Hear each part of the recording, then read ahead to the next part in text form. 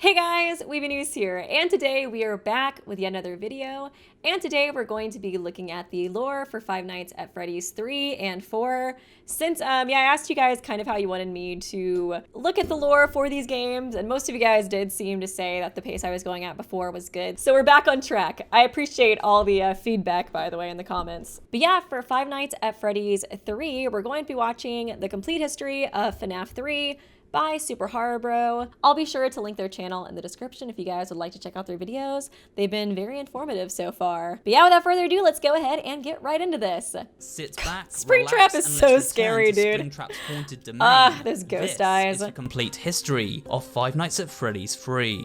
It'll be kind of interesting, yeah, to learn more about the development too. It was November 16th, 2014 when the world received its first teaser for the third entry in the animatronic horror fair. I'm kind of curious what the fandom's reaction was to Springtrap when they first released him, because he's pretty scary looking. I am curious, man. If only I could go back in time and see that. Creator Scott Cawthon's website, scottgames.com, updated to display the header offline. Ew. When brightening this image, fans found the first Easter egg text in the so bottom cryptic. left corner, which Until read, next time. "Until next time." Viewing the source code of this image revealed a second secret, alternate text, which read, "Soon." I love when creators do that, when there's like Easter eggs like inside of like literally the code for like the website or the game. It just, I don't know, it's so interesting because I feel like it's so outside the box, you know what I mean? A few weeks crept by until on December 6th, 2014, Scott's Games updated again. This time when brightened, a large number 3 could be seen. The source code for this image displayed the following key words: 5 Nights at Freddy's 30 years later. Oh, what the? Oh my god, 30 years later? Oh, okay. So this might take place 30 years after the initial murders happened? That is quite a jump in time. Way more than I would have thought, at least. I thought it would have been like 10 years or something, to be honest. That's what I was thinking. Only one. Only one. The mystery continued over... Oh, only one animatronic, I guess, is what that part is meant to symbolize? Maybe. The new year was upon us, and with it, on January 3rd of 2015, came a new teaser. Scott's Games updated Oh god. a new animatronic, who we would soon come to know as Springtrap. He stared menacingly out of the darkness with the text, "I'm still here," beside him. Damn, that's the first time that they showed Springtrap too. That's a cool shot. Very mysterious, since he's like hidden in so much darkness, you know what I mean? "I'm still here," beside him.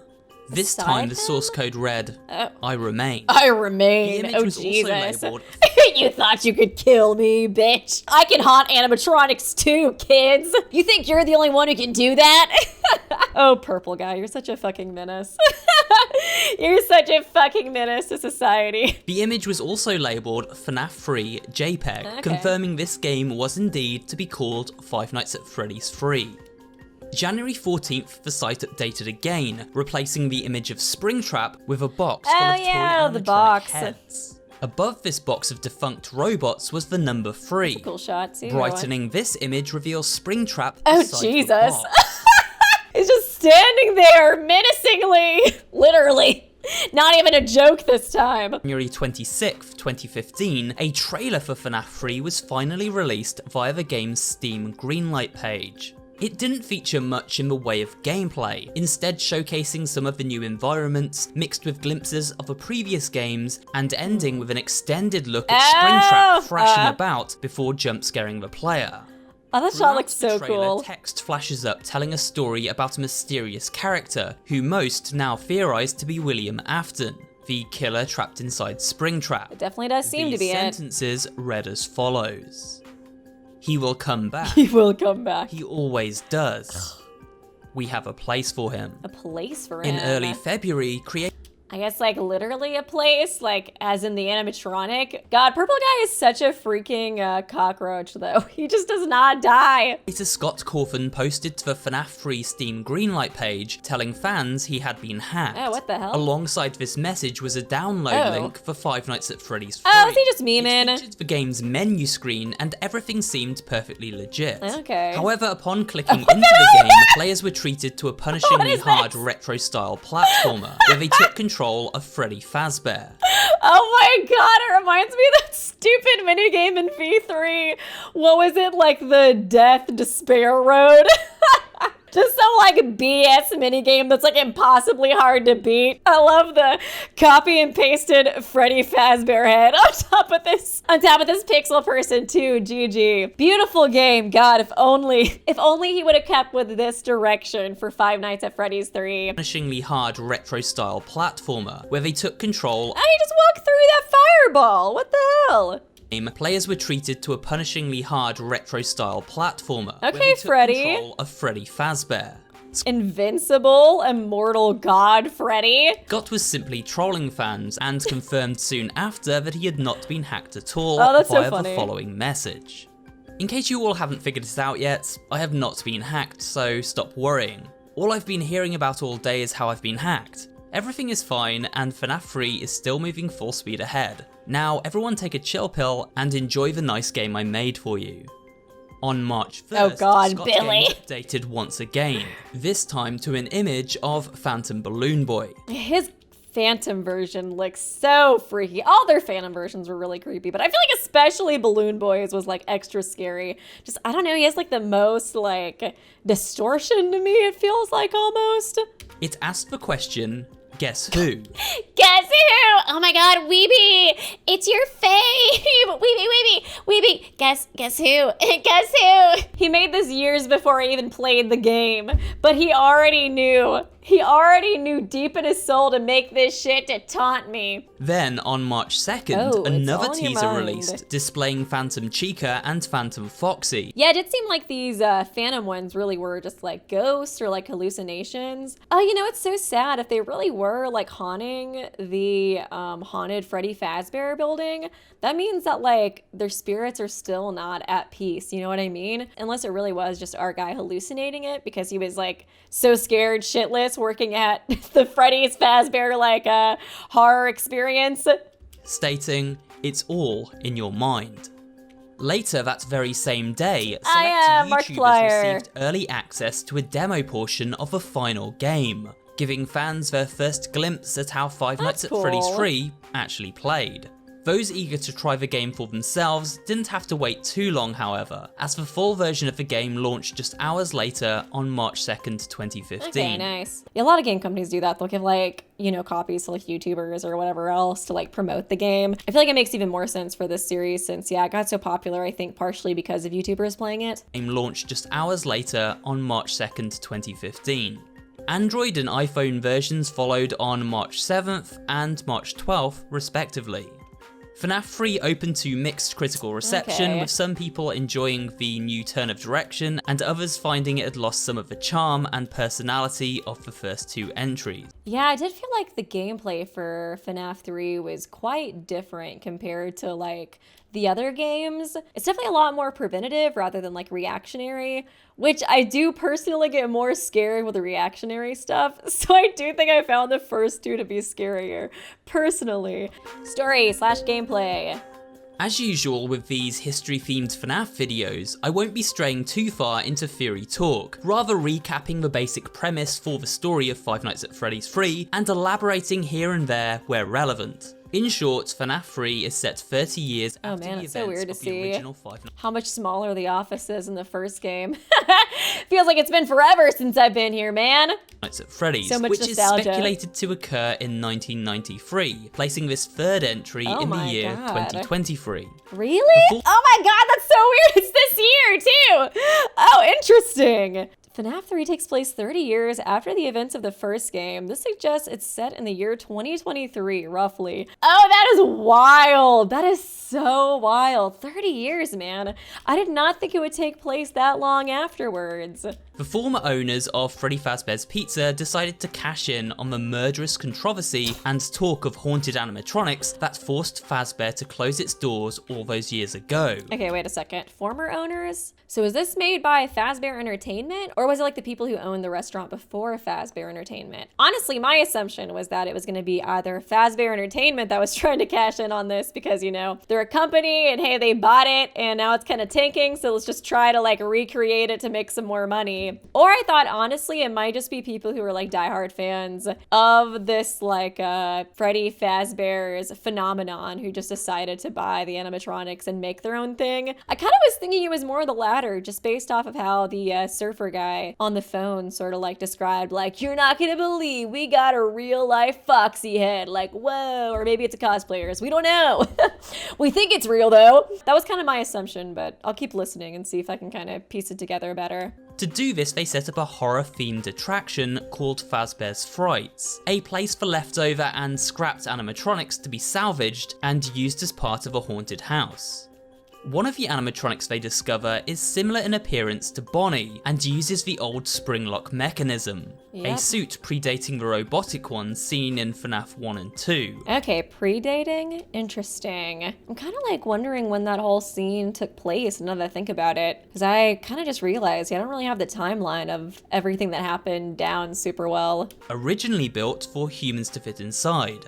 However, they were decommissioned as the spring lock mechanisms were unreliable and dangerous. We come to learn this suit is known as Springtrap and houses the corpse of William Afton, the man responsible for the murders of the various children who inhabit Freddy and the other animatronic suits. Yeah. Via the game. So creepy, dude. Yeah, when I was re-listening to like the phone conversations from the third game, I do remember him mentioning something about the spring lock being like dangerous or like be careful when you enter it or something along those lines.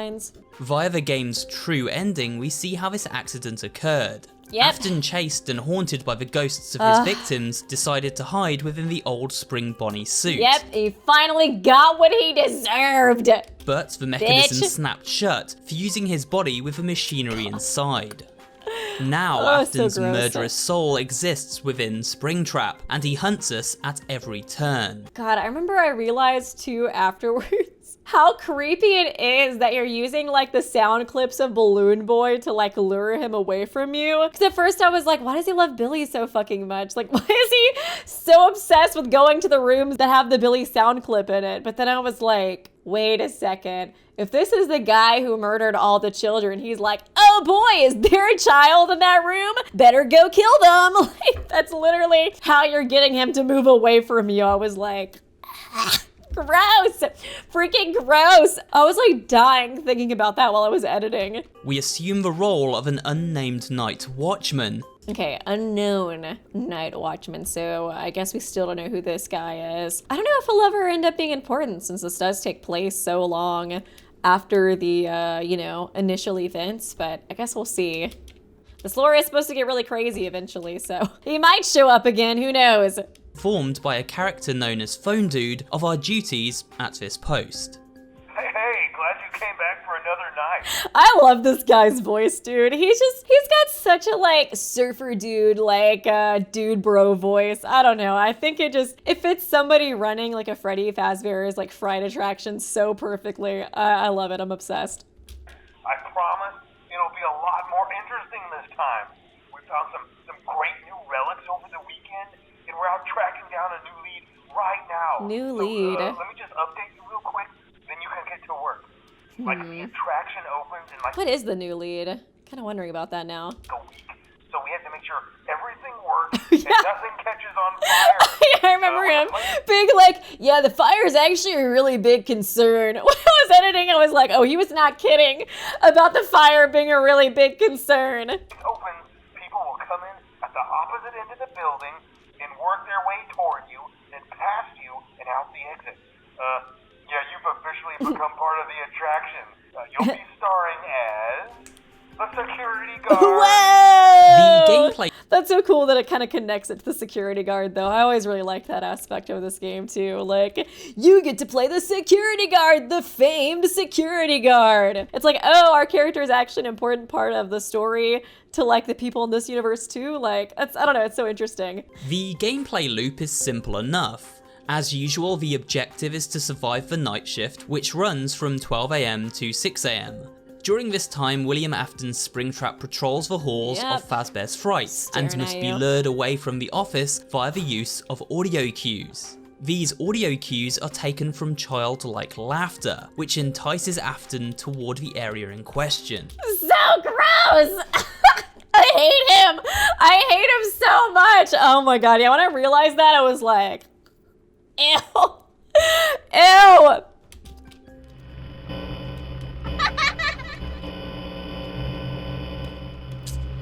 Oh god, he's just like, child? Oh yeah, baby. Time to get murdering yet again. Fuck you, William Afton. Upon completing the game, the player receives one of 4 possible outcomes. The good and bad endings, which, as previously discussed, reveal Springtrap's twisted origins and the fate of William Afton. Yep. A secret ending themed around the visual style of those 8-bit mini-games, where a child in a puppet mask shows up for their birthday party. The other children in attendance all wear masks of the various animatronics at Freddy Fazbear's Pizza. These masks then drop to the floor and the children vanish, balloons floating into the sky above. I guess I didn't realize that was also considered like a secret ending. I just kind of thought it was like a secret cutscene, I guess. But yeah, it does make sense that it's like representing their death, you know what I mean? This seems to symbolize the souls of Afton's victims staying trapped within the animatronic shells and so the puppet sad. figure controlling them. The puppet's believed to contain the soul of Fazbear founder Henry Emily's daughter, Charlotte. What the? Huh? Real? What? The normal ending displays a Wait, where did that come from? I want to know more about Charlotte. So, the original owner's daughter? Jesus Christ. Please tell me it was not that family that invested their money in the Fazbear Fright attraction. Please tell me it was not. Please, God, tell me that was not the case. Damn. The normal ending displays a newspaper article, which explains what happens after we survive Night 5. It reads as follows. I thought that was after night 6. Fazbear Frights burns to the ground. A new local attraction based on an ancient pizzeria chain burned down overnight. Authorities have not ruled out foul play, but at the moment it seems to have been caused by faulty wiring. I thought for sure it was foul play at first, but then, yeah, we're listening to the phone guys' spiel. I was like, it does seem like their wiring was really bad, since he was like, yeah, fire is definitely a real concern. But it's probably perfectly safe for you to stay at overnight. No worries, no worries. Very little was found at the scene. The few items that were salvaged will be sold at a public auction. Yeah, and that was why I thought that in the 4th game, the person we were playing as was the one who bought the animatronics, but I'm not totally sure that that theory was right anymore. Fun fact, around the main article we can see various blurred smaller articles.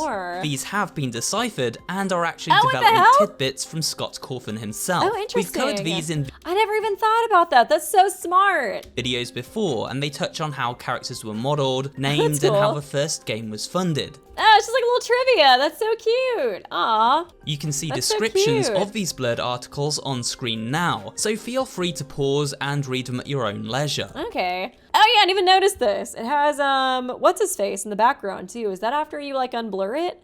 Oh, it is. Oh, I knew you burned down the building. I should not have thought for a second it was wires, dude. I know you burned that whole place to the ground. Also, if we brighten the image of Freddy at the center of this newspaper clipping, we see a horrifying sight. Springtrap staring at us ominously from behind the figurine, Creepy suggesting motherfucker. that he survived the fire after all. I lived, bitch, like I always do. What was that thing that it said in the trailer? He's like always here, always around, always living. Oh my god, purple dude, come on, just die. After completing each night, we are treated to a creepy and cryptic interactive cutscene in the style of classic 8-bit video games. These sequences show how Afton lured his victims and trapped them inside the animatronic suits. Yeah. However, there are additional minigames to discover too. Yep. All those other minigames I unlocked. Man, it's crazy to think about how much time and effort people must have spent trying to like find these secret minigames, because they were very hidden, I feel like. During the course of this game, it is possible to access a number of different 8-bit styled minigames, each one hinting at additional lore and story information for those wishing to dig deep enough. These are as follows. BB's Air Adventure.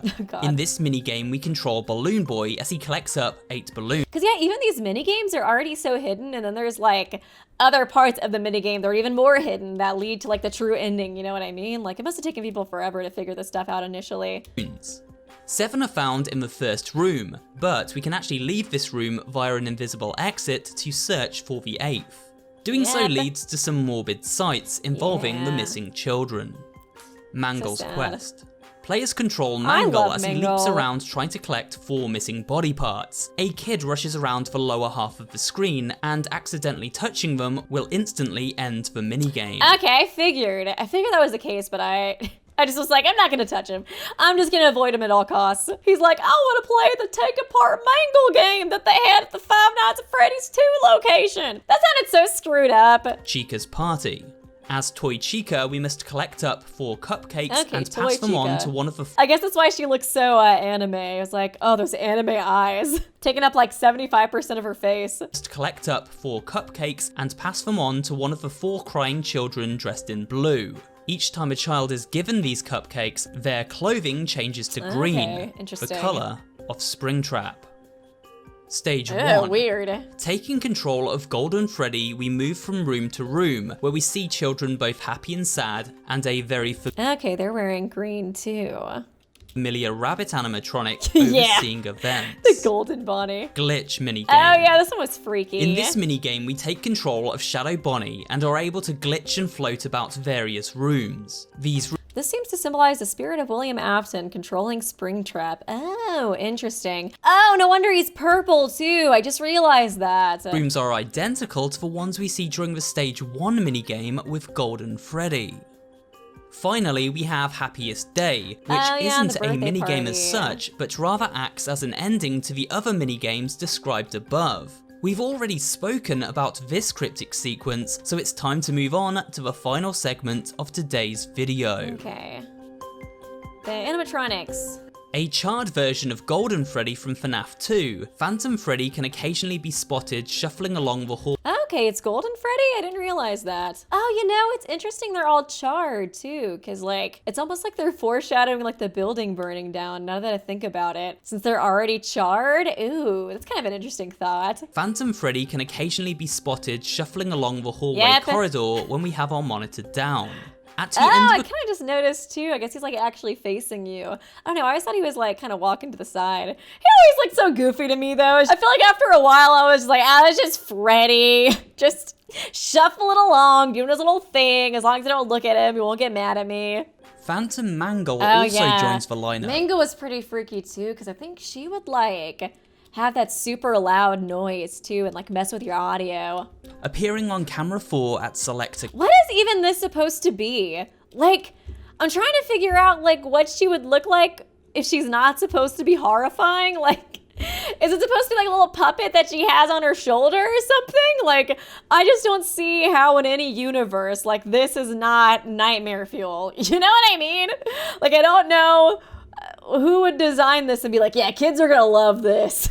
They're gonna love this. Phantom Balloon Boy likes to be a nuisance to the player by standing right in front know. of various cameras dotted about Phasma He just loves to be a nuisance, period. That's his whole shtick, is just being annoying. Frights. By blocking our view, it becomes very Oh my god, look at those fucking dilated eyes. It's because I love you, Weeby. That's why my eyes are so dilated. Now say it back. Never, never, Balloon Boy. The cameras BB appears in front of are camera 7, Oh. 9, and 10. Just If certain we stare at cameras? Phantom BB, Oh, no wonder. I was always using camera 9 and 10. That's probably why I saw him so fucking much. I could have avoided him? Damn.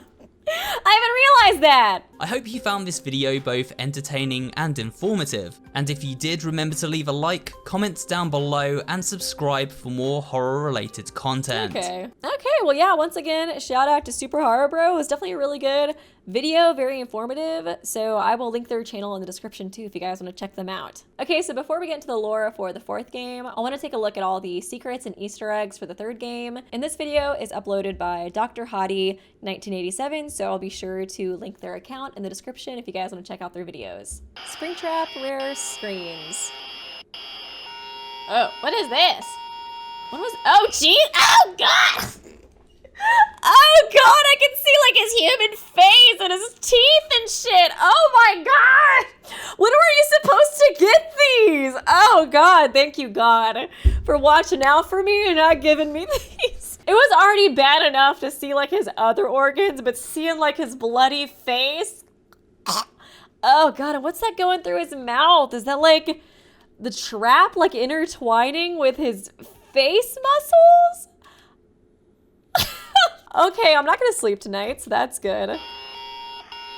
You can change screens. Oh God, I can see more. The side profile, that's what I needed.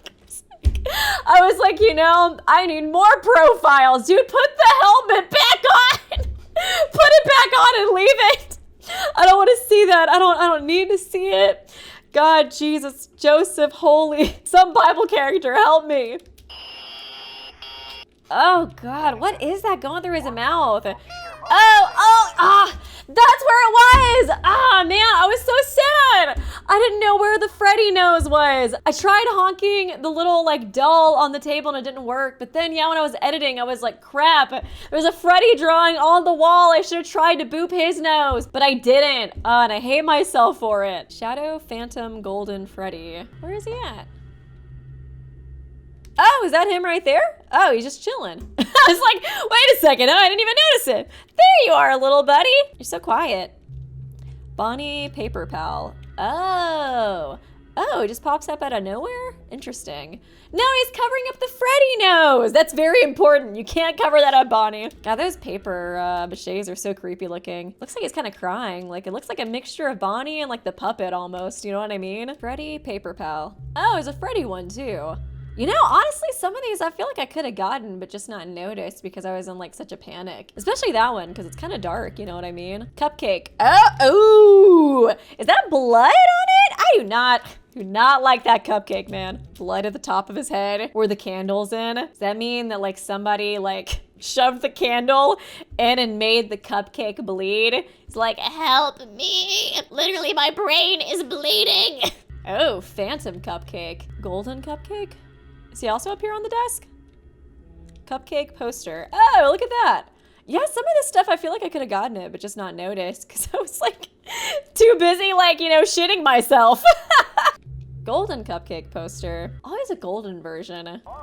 Shadow Phantom Cupcake. Like, I don't see shit, dude. Oh, there he is. I did not see him in the other one at all, though. Spring Bonnie posters. Oh, interesting. Oh, look, there's some big ones, too. I guess the Spring Bonnie was popular because, yeah, I think in the 4th game, you know, in the mini games, there was like a kid who had like a Spring Bonnie doll. I guess technically our character might have had a Spring Bonnie doll too, since we had that one mini game with it. Golden Freddy on camera. Oh, interesting. Puppet mask. You know, I think I did get that one. I think I would get confused, honestly, when I saw him there. I was like, why does Springtrap look so different here? Golden Freddy head behind the other animatronics heads. Okay, interesting. Is that only in the bad ending? Oh, it's not in the secret ending. Minigame. Oh yeah, I wanted to know about that. What did that number mean? That drove me crazy. Oh, there's more? B, B, D, B, L, click. Kind of looks like it. But yeah, I got like some random numbers. It didn't do anything when I put them in, but I figured it was some kind of secret. Okay, little like cupcakes, I guess. Follow me. Yeah, that was the one that I got. What does it mean?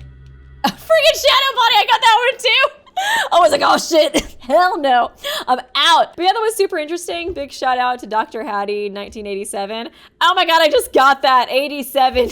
The bite of 87, cannot escape from it.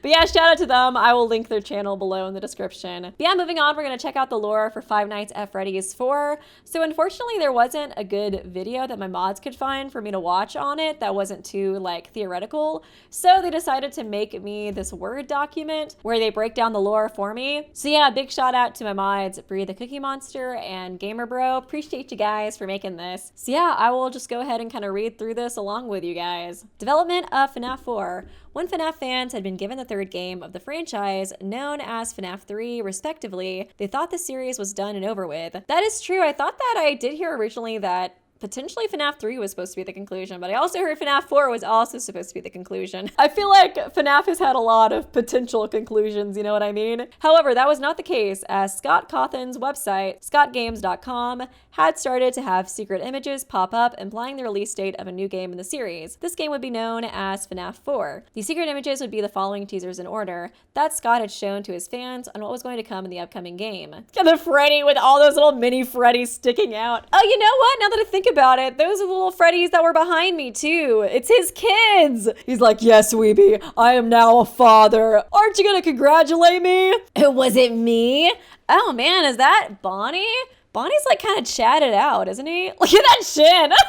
He kind of reminds me of, yeah, that like one Chad meme, you know what I mean? What do you mean was it me? Was it me who killed the kid? I don't know if I totally understand what this is trying to get at. Oh god, the Chica. Yeah, Chica was looking pretty rough too. Was it me? Who was it? Or me? Oh yeah, then there's this Freddy. You know, it kind of seems like I saw him in that Pymations video. I never actually saw him in the game. Man, he's got a mouth on his stomach too. So many teeth, man. So many teeth. It is interesting, yeah, just how like scary these guys are. I am kind of curious to see if my new theory based off of the songs I listened to is true about how this game we were playing as a child who ended up dying to the bite of 87, but he was just like imagining these like ultra scary versions of the animatronics in his house. Cause yeah, these just look so scary. I can't imagine like anybody making these, you know what I mean? For the intention of using them at a pizzeria. Oh, Springtrap. God. I don't know what happened with the Springtrap minigame. I want to formally apologize to Springtrap, to my viewers. I don't know what happened to my brain during that minigame, but it was not there. With these particular teasers, it's noted that Scott intended FNAF 4 to be the final chapter of the franchise, especially with the Freddy teaser. That did not come true, though, based off of the additional games, spin-offs, and book series that have continued to expand the lore of the FNAF universe. Each of these teasers show the Nightmare animatronics. Yeah, the fact that they're called Nightmare animatronics, too, is kind of what's making me also think that, like, potentially, yeah, they literally are just, like, nightmares that this kid was having. You know what I mean? As well as a purple top hat and bow. Oh, wait a second. He does have a purple top hat and bow. I'm never gonna look at the color purple the same way ever again. Oh my god, that color is just like cursed to me now. Does that mean is purple guy in this Freddy too? But he was in Springtrap. I don't know. That's gotta be symbolizing something though, right? Why else would it be purple? As well as a purple top hat and bow that is later shown in the black and white photo of Fredbear, also widely known as Golden Freddy. Okay, he's also known as Golden Freddy. I just thought this was like a different Freddy. I guess it's just kind of like black and white and then just the color of the purple. Just so you know who it is. In case you thought for a second he was gone, he's back, baby. Never left, actually. Each of the teasers also share the date of release that the game was supposed to be on, 10/31/15, meaning Scott had intended the final game to be on Halloween. However, this also did not come true as the release date was moved several times before the launch. But FNAF 4's full game was officially launched onto Steam on July 23rd. Oh wow, quite a difference from Halloween, dang. With Scott saying he wasn't good with release dates. Lastly, these teasers all have one thing in common, except for the Freddy, the purple top hat, and the plush trap teasers, with the rest of these teasers saying, wasn't me. General audiences took this as a major implication that this game would confirm the question, oh, which animatronic did the bite of 87? Oh, so that's what that was implying. I thought it was confirmed to be Golden Freddy, but maybe I'm just remembering wrong. Before we move on to the gameplay aspect, here is each of the photos brightened up with the secret words Nightmare being revealed and the top hat teaser displaying the words property of Fredster? Fredster! Property of Fredsters. Oh, just kidding. Fredbear's Family Diner. That makes sense. Most likely being a reference to property of Fredbear's Family Diner. Okay, so that's the original one. I was like trying to remember if that was like confirmed or if that was just like hypothetical in that first MatPat video that I watched. So there was the Fredbear's Family Diner, and then Fazbear Entertainment bought it after the owner of Fredbear's lost their daughter to one of the animatronics. I think I'm following. The black and white Fredbear teaser also has the hidden words in his stomach that say pro me, which fans likely think say property of me. I'm not a part of the Fredbear Family Diner. I'm my own person. Gameplay of FNAF 4. So we won't be long in this section as Weeby has already covered the playthrough of FNAF 4. But FNAF 4 is definitely one of the most controversial in terms of gameplay amongst the franchise. Oh, interesting. I didn't think that this one would be as controversial as the third game because I felt a really big difference gameplay-wise with the third game, but this one it felt a little bit more of like a return to form personally, but that's just me. A lot of fans when it first came out didn't know how how to feel about how different the atmosphere was in the game, with the setting no longer taking place in a security office of a pizzeria, but rather a small child's home. Okay, yeah, it makes sense too that we'd be playing as a child, considering we were in like a child's room with like toys and stuff too. I don't know why I didn't pick up on that. I think part of me thought that we could be playing as like the dad, but we were just like in the child's room because we like were mourning him or something along those lines. I personally love the game, but everyone has their varying opinions on it, and unfortunately FNAF 4 does not get talked about too much. Okay, I'm kind of surprised. I feel like it was honestly one of the scariest games to me, just because like you had to listen for noises. Like that part was so horrifying. Trying to like listen and wait for something to jump at you. Oh my god, terrified me. The game starts with you counting 5 days before a birthday party, which is later known to be the Crying Child's Party, which is the character you play as. Okay, so we were playing as that kid. That makes sense. Oh, thank you, Living Tombstone, for helping me finally understand the lore. In terms of gameplay's ambiance, it is very good at keeping the player on their feet, giving them a tutorial on how they have to check both the left and right door, which respectively have Bonnie and Chica sneaking up to them, as well as checking on your bed, where Freddy's little frettles? Where his little frettles? Is that his little nickname for them? Oh my god, just my little frettles. You know, sometimes I have them in my armpits, sometimes I send them on the bed to attack you. It's just whatever. Frettles, I'm dead. Why is that such a cute name for them? On the 5th night, however, things get crazy as Nightmare Fredbear shows up and is able to quickly transport to each of the previous hiding spots to sneak up on the player when they least expect it. Okay, interesting. I never really thought about the Golden Freddy being like the original Fredbear, you know what I mean? Because yeah, it does seem kind of like they're almost like differentiating between like Freddy and Fredbear. And Fredbear definitely did look quite different than Freddy. He was a lot chunkier. Respectively, King. Was it Fredbear who killed the crying child? And does that mean that that birthday party took place at Fredbear's diner and not a Freddy Fazbear's pizzeria? I guess we'll see. Now here's the part you've been waiting for, the story. You guys know me so well. As stated earlier, we play as the crying child who is having his birthday party happen in around 5 days. Okay. At Fredbear's family diner. Okay, so it took place, yeah, at the diner, not like a Freddy Fazbear's pizzeria. Would that kid be the child of the owner?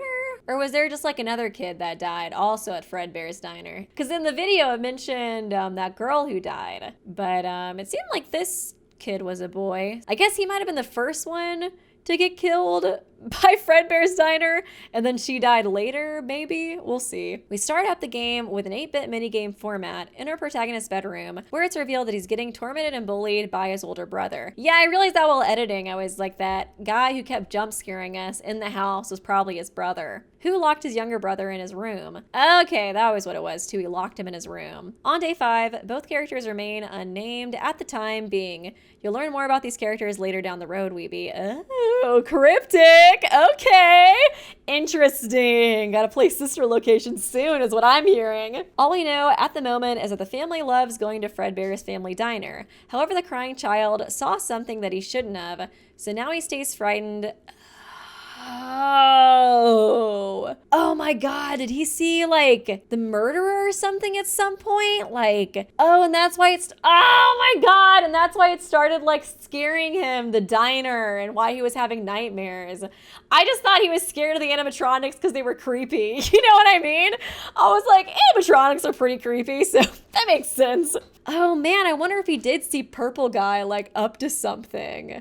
Oh man, interesting. The plot thickens. However, the crying child saw something that he shouldn't have, so now he stays frightened at the mention of even having his party there. Dang. And his elder brother pranking him around the house, the Foxy mask, surely doesn't help his fears at all. To comfort himself, the crying child keeps his stuffed plushies close to him as a sense of safety, like any child would. But Fredbear was his closest friend, always giving him advice, always reiterating to our small protagonist about how he's going to be okay, and how he's against his bully of a brother, too. I don't know, like, okay, you know, when I was a kid, and I had like little plushies, I would imagine them talking to me too, you know what I mean? I'd be like, oh, this little plushie of Pikachu is my best friend, and he's telling me everything's gonna be okay, but like, I don't know, this game's so fucked up. I'm starting to wonder if like Purple Guy or somebody put like a, you know, a voice recorder or something in there so it would like give him encouraging phrases to make him like trust Fredbear more or some shit like that. I guess probably not, since he died because of his brother's prank, but I think it's something to keep in mind just because Purple Guy has been known to put on the animatronic costumes in order to like lure children. And then just this idea of like the toy talking to him. I don't know. It's giving me bad vibes. I don't like it. Fredbear is even shown in every area you go to, always hiding in secret spots to keep watch of you and make sure you're safe. He often tells you tomorrow is another day, just so you can get by safely. It isn't confirmed at this point in time how the Fredbear plush is able to talk to our protagonist, or if it's in his head. Okay, another thing for you to piece out later. Okay, we'll see. I could see it being either way, but I think I'm leaning towards it being like a recording or something that's in the plush that fucking Purple Guy put in there. Every time you beat a night in the game after day 5, you get to explore the house that the protagonist lives in during the daytime, as well as even explore his neighborhood. So literally 5 days before the party, he was up all night with nightmares about Fredbear because of God only knows what he saw. And then it's all like leading up to his death. Oh, that's really sad now that I think about it. That poor kid was like suffering so hard, like even leading up to his birthday party, and then he ended up dying there, man. It's a pretty big bummer. Living room. Searching around the house and going to the left leads to the living room. This room can reveal a secret that you can play on the television. On the TV, there is an ad showing a commercial for a popular show called Fredbear and Friends that debuts in 1983. Wait, is this not the Bite of 87? I guess it was more of like a head crush, but I thought it was. Well, even the promotional stuff was kind of like the Bite of 87. The commercial shows pixelated sprites of Fredbear, Foxy, Bonnie, Chica, and Freddy having fun and jamming out. Is it just like reruns, or is it actually this game is taking place in 1983? This ad alone seems to imply that our game is set in 1983. Yeah, that's kind of what I was thinking. As Fredbear's Family Diner was open at the time of Fnaf 4. So this really isn't the Bite of 87? Huh. No, Weeby, it's not the Bite of 87, it's the head crush of 83. God, how could you confuse the two? What the hell? Despite the actual pizzeria showcasing only 2 main animatronic performers, Fredbear and Spring Bonnie, the 2 golden animatronics that were the originals. Oh, they were both the originals? Oh yeah, that makes sense too, because in the last video it said that Spring Bonnie was like an older version of like the Freddy Fazbear animatronics that we saw in the first game. Oh, it's all coming together. So I guess Fredbear also had the Springtrap kind of lock system or whatever too, probably. The show in 1983 showcased how the establishment was planning on adding more animatronics that we see to be our main cast as of now. Oh, okay. Promo for the other guys. Aw, Foxy, so cute. Little Bonnie, too.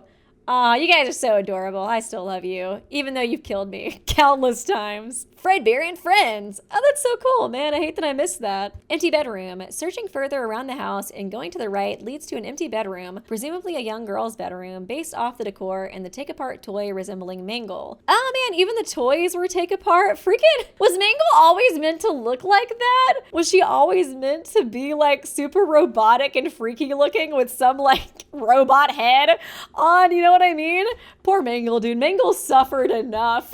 The room is clearly vacant, but it is heavily implied that not only does the crying child have an older brother, but a little sister as well. We do not know her whereabouts at this time in the franchise. Would his sister be the other girl who died? Like, would his dad be the owner of Fredbear's? Since, like, they're obviously like super into going there for whatever reason. Cause yeah, I think I mentioned in here that like the family just is like really into Fredbear's Diner for some reason. It doesn't really like specify. Just a thought though, just a thought. I'm sure she'll come up later, but that's kind of the first thought that comes to mind. You know what I mean? Fredbear's Family Diner. Instead of appearing in the house on day 2-5, we're shown that the crying child was left at the pizzeria alone due to his older brother ditching him. That would make sense too why he's like always at the pizzeria if like his dad owns the pizzeria. So like he's just like, okay kids, like run around and have fun while I'm working. Older brother look after the little kid while he's there. And obviously he's like terrified of this place. And like I wouldn't see why they would keep forcing him to go there unless they like didn't really have any other choice, because it's like, oh, we can't get a nanny, I guess, to babysit him at home, so we just have to bring him with us to work kind of thing. When exploring the pizzeria, the crying child keeps keeps freezing in fear and hiding underneath tables as he tries to get away from any figures wearing any of the animatronic suits. When looking at the background closely though, we can find 2 secrets right away. One secret being that you can see dark purple-like figures of Fredbear and Spring Bonnie. Yeah, I noticed that too!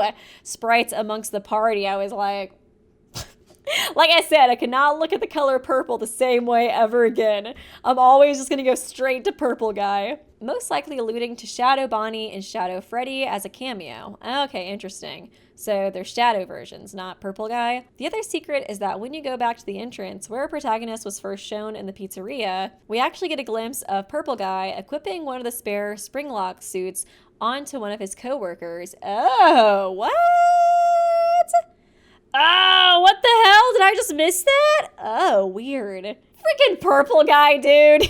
Most notably, the spare costume is a spare Spring Bonnie costume. Oh my god. The foreshadowing already!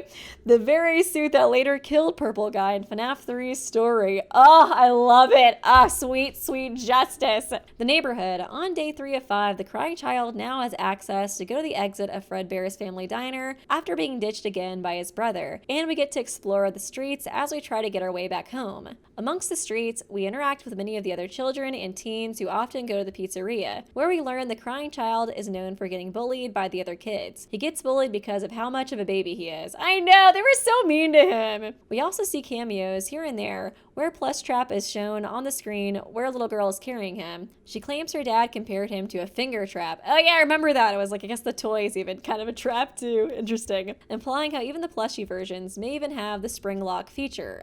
Okay. Why would they do that? I don't know, they're insane, it seems like. Since this is all the same day where we learn that the countdown was for the crying child's birthday and how he's not excited for it because he knows it's going to be held at the one place he's terrified of. Yeah, it's like, I guess it could just be this neighborhood. A lot of kids like to go to Fredbear's Diner, like maybe there's not much else to do, but I do think it makes sense if his dad owns the restaurant too, you know? Well, maybe not own, but maybe like the dad's like the manager of the restaurant, because if he was the founder, he would probably be pretty rich, right? Because there's literally like a TV show being made. Parts and services room. Oh yeah, I remember this. He got locked into the room. That was sad. On day 4 out of 5, the final day before the party, we're shown that the crying child is locked in the parts and service room that is mostly used by the engineers of the animatronics. It's to be noted that it's never clarified in Fnaf 4 if this room was in Fredbear's family diner or if this is a spare room in the house where the crying child resides in. Oh, yeah. As it's clearly apparent, the family has some sort of ties to getting masks, robotic toys, and has Fredbear merch everywhere. Okay, so that is it. His dad probably is like a manager or like a supplier for the Fredbear like restaurant or something. I guess he could be like a costume maker maybe. That makes so much more sense to why this kid is like so scared of them like breaking into his room and stuff as well. Especially if there's like literally a room full of this stuff like in his own house. I guess we don't know for sure if it is, but I definitely think that makes a lot of sense. Our protagonist is shown to be begging for help before the screen goes black. Final day at Fredbear's. Oh god, the final day. On day 5 of 5, the day of the crying child's party, his older brother and his group of teenage friends decided to pull a prank on him by getting him very close to his old friend Fredbear. Oh god, the scene was so hard to watch. As our protagonist pleaded no out of fear, the gang of teenagers dragged him over and practically pushed the crying child's face into the mouth of the robotic golden bear. What they didn't expect though was that the tears that strolled down the sobbing child was the very thing Oh god! Was the very thing that activated the spring lock failure in the Fredbear animatronic. Oh my god, it's always the spring lock thing that comes back, dude. Oh man, that makes more sense as to what triggered it, you know what I mean? Because yeah, I didn't really think about that like too hard beforehand. Since water is known to make spring lock suits tighten up and malfunction, the mouth sadly crushed the crying child's skull. As the group of teenagers watched in horror and regretted their actions. Yeah, that was the vibe I got from this scene too. I was like, because yeah, they just thought, oh, we're gonna play a stupid prank. They did not expect for that to happen. Oh man, that scene is so sad. Although the screen blacks out at that point after beating all 5 nights, with the nightmare Fredbear being the big boss to beat at nighttime, it is heavily implied that after the bite, the crying child was hospitalized, though soon later died due to his fatal injuries to the brain. Okay, yeah, that makes sense. Because yeah, I do remember there was that like flatline noise at the end of the game. This would mean that during his hospitalization, the entire gameplay of FNAF 4. Oh, what? Is the crying child? Oh my god! No! Oh, that's worse! That's fucking worse! Is the crying child fighting against his nightmares while in a coma? Oh god! So it's all just a dream? Oh god. So the whole game is just like his nightmare while he's in the coma? Ah, that makes it so much worse! Oh my god! I hope he's in a better place though. Please don't possess an animatronic, dude. Please be in heaven and have peace. Oh man, that makes me feel so sad that even like his final moments, he was just like suffering from the nightmares that tormented him while he was alive, dude, and literally led to his death. Oh my god. Oh, that's so depressing. This is further proved in the secrets section when we see hospital items pop up on his nightstand during the game. After beating the 6th night, we're shown that our protagonist is in a black void, speaking to his plushy friends in his final moments in his comatose-like state. Yeah. In this space, the first voice he hears, which is presented in gray text, is his older brother, deeply apologizing for his mistakes and wondering if you can hear him. Oh my god! That was his brother saying that? Oh. My heart, dude. Oh my god. I do like feel bad for the older brother too, because he's just like a stupid teenager, you know? Like, obviously he was being a bit of like a douche, but like, he didn't mean to kill his brother. Like, he was just trying to prank him. To like have accidentally caused his brother's death, like, that is just so traumatizing. Like, oh my god. I wonder if we'll learn more about him and his life later after this. It's not gonna be good though, I feel like. This is not gonna be good based off of the way this game goes. The second voice, however, is present in gold text, which is the Fredbear plush that has been helping us all throughout the game. His last words to the player are how he will fix us. Oh god, please don't tell me he's gonna fix us by putting us in an animatronic. I can't. I don't want him to possess anything. I just want him to rest in peace. Although it's not confirmed who or why this is said at this point in time, it's clear someone wanted to help the crying child come back somehow. Oh no!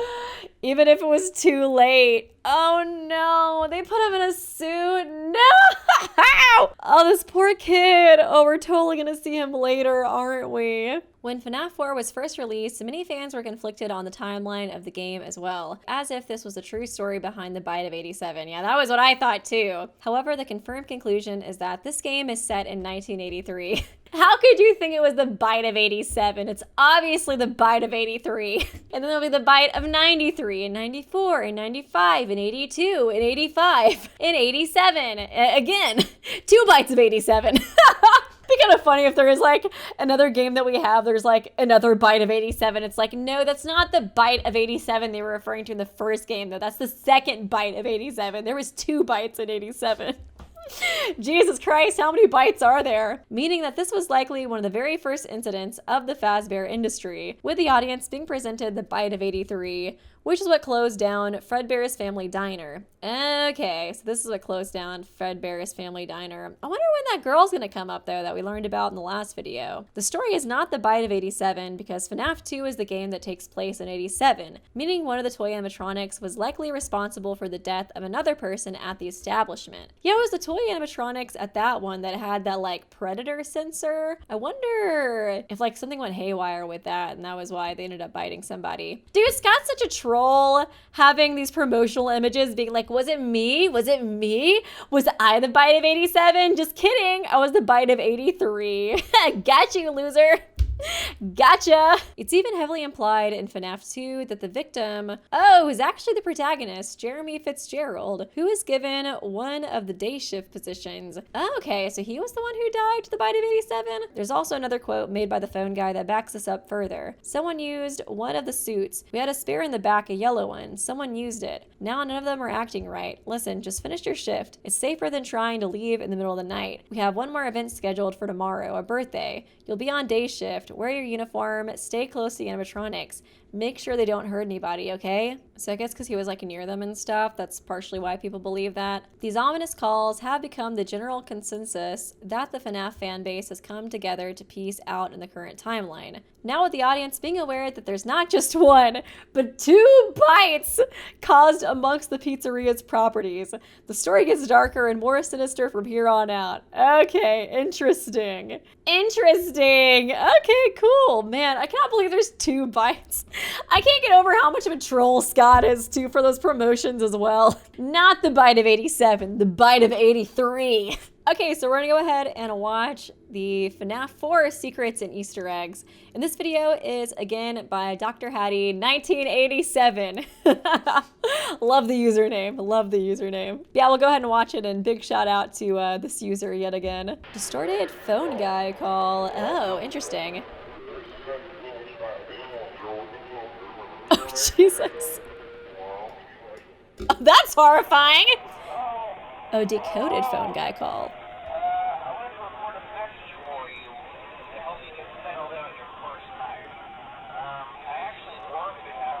Oh, it's from the first game? It sounds like it. Yeah, I think it's from the first night of the first game. That's what it sounds like. Vase of flowers. Oh, is something wrong with it? Oh, what the? Oh my god! Oh no! Oh no! Oh god, that really does confirm this was all him being in a coma. No! I hate it here. This poor kid, dude. No wonder the room didn't look the same as the room we saw in like the daytime clips too, because he was literally just like having a nightmare this whole time. So of course it's not his actual room. That's why it looked different. No, it was just kind of like similar to his room, but not quite. Oh my god, this is so sad, dude. I feel so bad for this kid, dude. Oh my god. Pills, the pills bottle. Animatronic eye hiding outside the window. Oh, okay, interesting. Picture frames are actually, I had a feeling that was the case. Picture frames are actually photos of Scott and his family. I had a feeling about that. That's cool. Yeah, I was like, I feel like that looks like him from what I've seen of him. Secret chest ending. Oh, what the hell? Okay, what's in there? Perhaps some things are best left forgotten for now. Okay. Cryptic. Yeah, the purple guy. I cannot believe I missed that, dude. Freaking purple guy, dude. Granted, I guess there was murders and death already happening before him. Fredbear's is just cursed, man. Oh, toy animatronics. Oh, wow, I totally missed this. Oh my goodness, they're so cute. Aw, look at them, the little dolls. A broken version of Mangle, and also Elizabeth's room. Elizabeth? Was that the girl in the other video? I don't think so. What's her name? I don't remember. Goldfish brain. There's hair inside the spring lock suit. Oh, somebody's going inside of it already. Is he William Afton's son? Maybe? Oh shit, is that what this is gonna be? Oh my god, wait a sec. No, that doesn't make sense. That is right? It's definitely somebody who works at Fredbear's Diner. And Purple Guy / William Afton works at Fredbear's Diner. So technically he could be William Afton's son. Oh god, oh no, oh god. I feel like I might be piecing this together and it's really dark. Okay, so at the end of this game, it mentioned that there was somebody who wanted to bring back the child, even if it was too late. So it makes sense, if this is William's kid, that he would put him in an animatronic to try to bring him back. And then is he like doing that to other kids to like help bring back his son? Or is he like doing it out of like revenge in a weird way? He wants to like kill other people's kids so they like feel the same pain as him. Oh God, I feel like that might be it though. I don't know. That's just a theory. A game theory. A really messed up theory if true, but I feel like it does kind of make sense. Secret ending. Secret Night 6 ending. Can you hear me? It'd be kind of good to rewatch this now with my new theory in mind. And that's the brother, probably. The gray text. Can you hear me? I don't know if you can hear me. I'm sorry. That's so freaking sad, dude. Oh, man. You're broken. We are still your friends. Do you still believe that? I'm still here. Wait a second. What was the promotional stuff in the last video? I gotta look this up. Because did he say I'm still here in Five Nights at Freddy's 3? Because I feel like the way it's wording it, it does make it sound like it's just he's imagining like the toys saying this to him. But I think in the promotion for Five Nights at Freddy's 3, he says something like I'm still here. And he's in Springtrap, so like, make it make sense. Ah! Okay, I'm good. I'm fine. Hey, I'm fine. I'm not losing it at all. Where's this trailer, dude? Yes! Ooh! I think I'm onto something.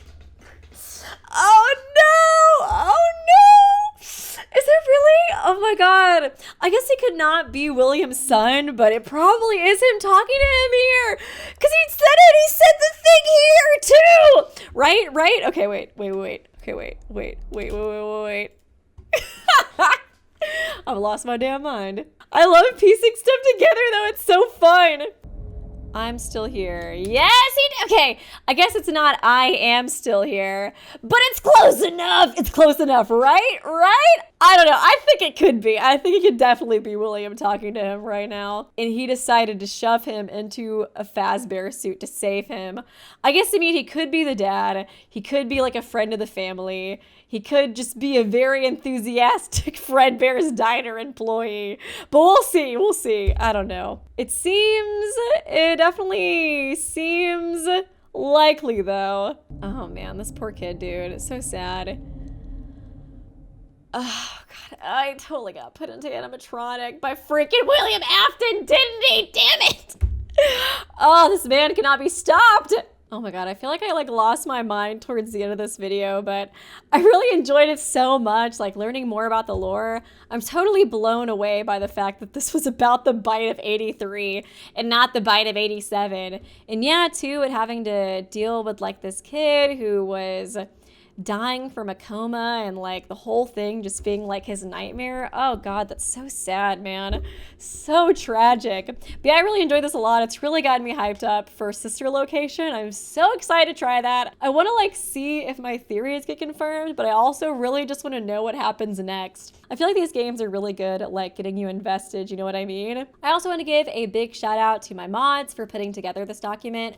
Bree the Cookie Monster and That Gamer Bro. I'll be sure to link their YouTube accounts in the description if you guys want to check them out and send them some love. They also have credits to other people that they used for this video as well. I'm also going to be crediting the people in the description that they referenced in this document as well. And I'll have this document in the description if you want to read it for yourself. But yeah, thanks guys so much for watching. Please do leave a like and a comment and subscribe if you did enjoy it. And yeah, I will see you guys real soon.